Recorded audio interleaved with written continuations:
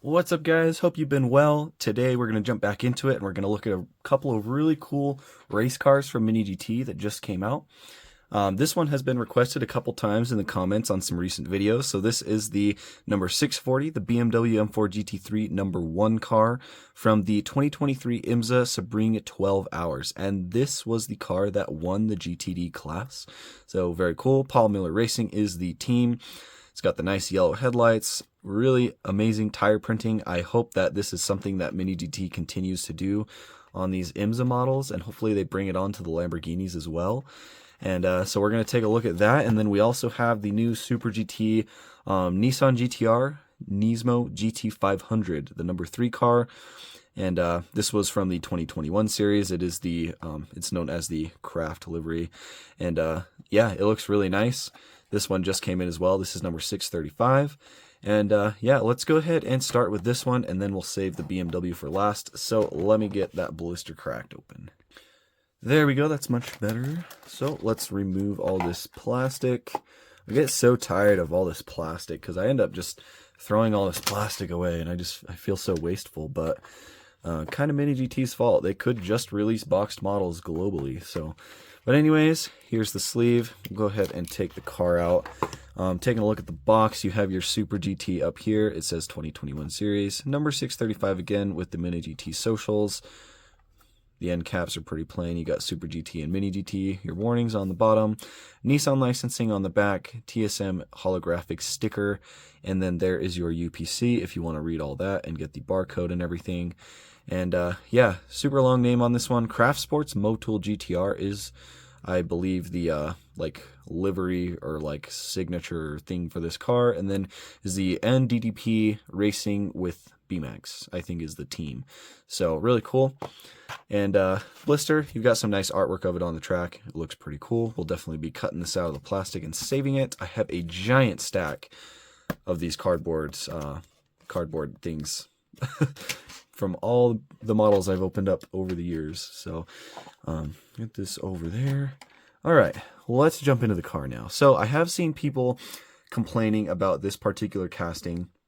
Specifically, they have been complaining about this little tampo on the front right here in this event. So you see this little number 3 box, this little auto box number 3 box. People have been complaining because this tampo is, see, and I just ripped the tampo by barely pressing on it. And that's a big problem. This tampo lays over this vent right here, and it does not actually touch the bottom of the vent. So like I can like gently peel it up. Kind of unfortunate that I just ripped it, but that just goes to show you how bad it is that Mini GT is doing it like that. So this is like an actual like decal, I think. I don't know. I don't really know how the tampos and decals work. But that is not good how it overhangs like that. I've seen a bunch of people pointing this out and a bunch of people complaining about it.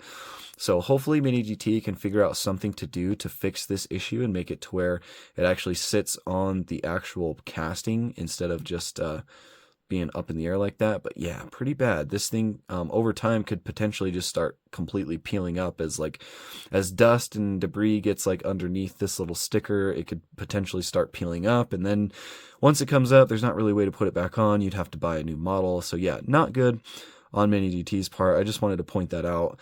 But starting with the wheels, again, on this model, we have some beautiful printing. We've got the Michelin printed onto the tire right there. Some nice wheels on this one. They're gloss black. You've got your silver center lug right in the middle. This is the GT500 variant of the this Nissan, so it is going to have all of the crazy air ducts and canards and vents and stuff going through the side and the front, which I think is really cool. And they actually printed Michelin onto the side right there, which I like. You've got your Nismo logo right there, your number 3 box. You got your Motul up top at the top of the door. Craftsports, real big on the side with BMAX Racing Team. You've got NTK, which I believe make like car parts, spark plugs, stuff like that. You've got some venting right here. You've got some venting on top of the wheel well there as well. Really nice mirrors. I like the shape and design of these. They are rubber. And coming to the back here, you've got like some nice, like it goes from white into like red and black and like a dark gray. And it's kind of kind of like dots into the white, which I think looks really cool. It's a nice livery, nice color scheme. I do like it a lot. You got NGK spark plugs. Okay, that's what I was thinking of. I don't know what NTK is, but you got Essentia, FedEx, a whole bunch of like little sponsorship logos down there, and you do have a little bit of like carbon fiber on the edge of the rear diffuser back here, and then you can see a little bit of detail back here as well. You've got your Nissan badge in chrome. You got Nismo and GTR badging, Motul, the number 3, Craftsports, and then on the license plate you've got Michelin and Morelli. So the taillights on this one look pretty good. I can't really see any flaws or anything. Just nice acrylic circular taillights on this. Huge rear wing on this one. It sticks way behind the car. And you've got Nissan on the top, as well as you have Nissan and Nismo on the sides. And it looks like there's some sort of like fuzz on this wing from the factory. And this wing feels feels kind of fragile. So if you do end up getting any of these castings, be careful with the wings. It'd be a shame if they broke. So, but going around to this other side of the car, you do have the little Michelin logo right there. There are your dual fuel fillers, I believe. And the exhaust is going to be on the door right here. So this black circle with this venting, this is going to be the exhaust output. And then you're also going to have pretty much the same stuff going on this side. Actually, no, it's a little bit different. So this Craftsports logo is smaller, and it has this little CS. The Motul logo is smaller. So yeah, a little bit different logo on this side. All these sponsorships in the back, and then this stuff right in here looks the same. But you do have this nice red, like Nismo pinstriping on the bottom, going all the way around the car. And then going to the front, on the windshield, you have Nismo, Nissan, and Bosch. On the top, it's like this cool, like bronze type. It's like a bronze color, but it's like a metallic. Then you've got Nissan, Nismo, Craftsports, and Motul. And then the back window, just like all the other ones, it is like a reflective chrome, which is kind of weird to me. But you have BMX and then Bosch on the banner back there as well, along with the 2 drivers' names on the roof right here. So pretty cool. On the front end, real crazy looking front end. You've got all kinds of like red trim and stuff, a bunch of canards on either side, all sorts of cool venting. You can see the big front lip has the red going across it. You got Nismo with the GTR badge right there. Craftsports and Motul on the hood, of course, along with the NGK spark plugs. And then this says Asset in Auto Service. I don't know what brand that is, but you have your poorly applied box decal right there. And then you're going to have your nice acrylic headlights, which have the daytime running lights going through them, along with these big channels for the intake at the front of the car. So that pretty much wraps it up for this model. It is so intricate. There's all kinds of really cool tampos on it.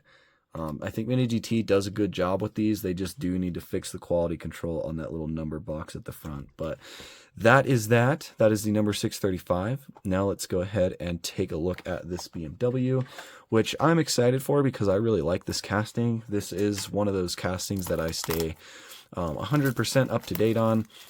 I don't know if you would consider this an R35 because technically it's not an R35. It's a GTR GT500, so kind of different, but kind of the same. But this right here, well, I guess you could say the same thing about the BMWs. But yeah, this is one of my favorite castings. I really like these. I have every single one of these so far, including the really rare IQ version that was an OEM. If you haven't seen that, go check out that video. But yeah, so we'll go ahead and look at the box. Number 640 again. M4 GT3, IMSA Sebring 12-hour winner for last year.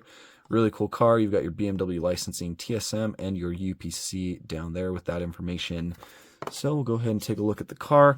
And like I said earlier, we have the amazing tire printing on these. On this one, this car just looks so much better, and this particular casting just looks so much better with the tire printing. So I'm really glad they did that. Hopefully they continue to do that. But you've got the Michelin right here as well. You got quartz engine oil on the side right here in kind of like a brown color. You got BMW Motorsports logos and stuff. Paul Miller Racing. You've got your number 1 box right there. You have the green box. Mirrors spoiler and banner, which denotes that it is the GTD class. If they were red, it would be the GTD Pro class.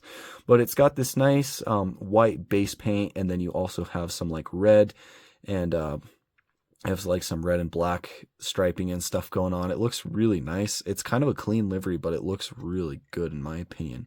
But going around to the rear wing, you have the BMW Motorsports, the green end caps with the UIS, and then nothing on the bottom. The rear end looks really nice. You have these great acrylic brake lights, which look nice. You have your BMW logo, this little auxiliary light in the back, and there's all kinds of little sponsorship logos and stuff.